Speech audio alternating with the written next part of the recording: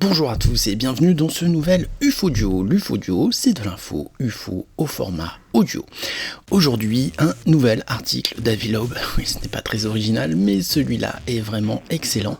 Un article qui est paru dans Scientific American et qui s'intitule « À la recherche de monuments interstellaires ». Alors, qu'est-ce qu'un monument ? Un monument, du latin monumentum, dérivé du verbe moneo, se remémorer, désigne à l'origine une sculpture ou ouvrage architectural permettant de rappeler un événement ou une personne. Par analogie, et beaucoup plus largement, ce terme qualifie depuis tout objet qui atteste l'existence, la réalité de quelque chose et qui peut servir de témoignage. Dans un sens commun, le terme monument désigne plutôt un édifice ou une structure ayant une valeur historique et culturelle.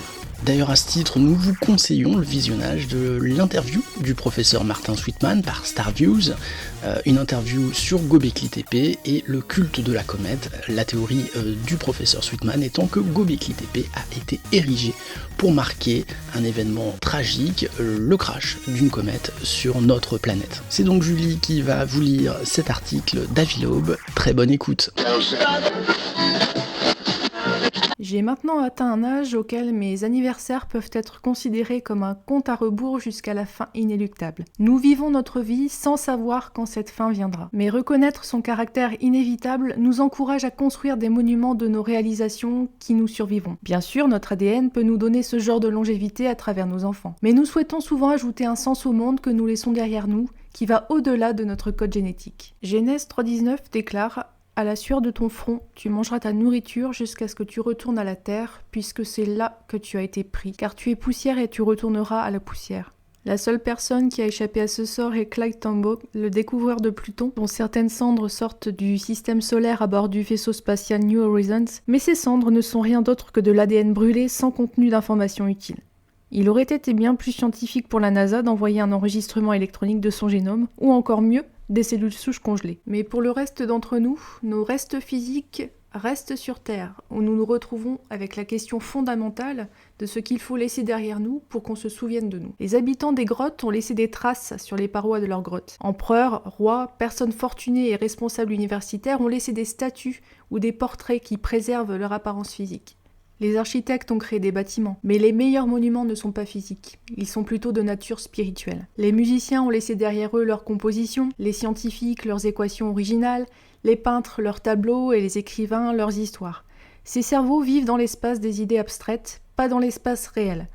Une idée peut durer éternellement tant qu'il y a un cerveau qui la connaît. Néanmoins, toutes les créations terrestres disparaîtront lorsque le soleil se réchauffera dans 1 milliard d'années et fera bouillir tous les océans de la Terre. Y a-t-il un espoir de créer des monuments qui survivront à cette extrémité terrestre ?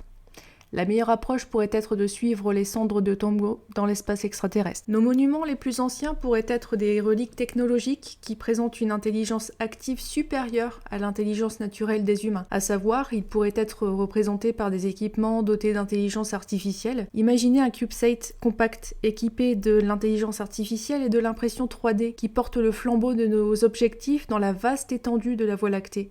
Envoyer de tels systèmes dans l'espace interstellaire, après les avoir entraînés grâce à l'apprentissage automatique, ressemblerait à l'expérience d'envoyer nos enfants dans le monde après les avoir éduqués à la maison et à l'école. Chacun de nous pourrait former un système d'intelligence artificielle unique qui reflète son propre sens et son but dans la vie. Au lieu de peindre le mur d'une grotte qui s'effondrera dans 1 milliard d'années, nous pouvons façonner le contenu de notre système d'intelligence artificielle personnel qui survivra pendant des milliards d'années dans l'espace, comme s'il s'agissait de notre propre avatar technologique. Ces avatars pourraient survivre au soleil, poursuivant leur voyage indéfiniment tout en reproduisant des pièces endommagées ou en faisant des copies supplémentaires d'eux-mêmes avec des imprimantes 3D. Si nous pouvions imaginer cela comme le modèle de l'avenir de l'humanité, pourrait-il aussi représenter le passé d'une civilisation autour d'une autre qui a précédé la nôtre d'1 milliard d'années? Pour le savoir, nous devons rechercher avec une modestie soulignée les monuments interstellaires de ceux qui nous ont précédés dans le cosmos. Jusqu'à présent, tous les télescopes que nous avons utilisés pour étudier le ciel n'étaient pas assez sensibles pour détecter la lumière solaire réfléchie par un CubeSat. Le prochain Legacy Survey of Space and Time,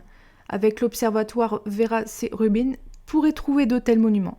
De plus, si de tels objets pénètrent dans l'atmosphère terrestre, ils pourraient être classés comme phénomènes aériens non identifiés, du type mentionné dans le rapport remis au Congrès américain le 25 juin 2021. Le projet Galileo, récemment annoncé, pourrait potentiellement découvrir des monuments extraterrestres lors de leur passage près de la Terre. Les avatars autonomes pourraient avoir été envoyés par d'autres êtres il y a longtemps, de sorte qu'à présent, ces êtres ont péri.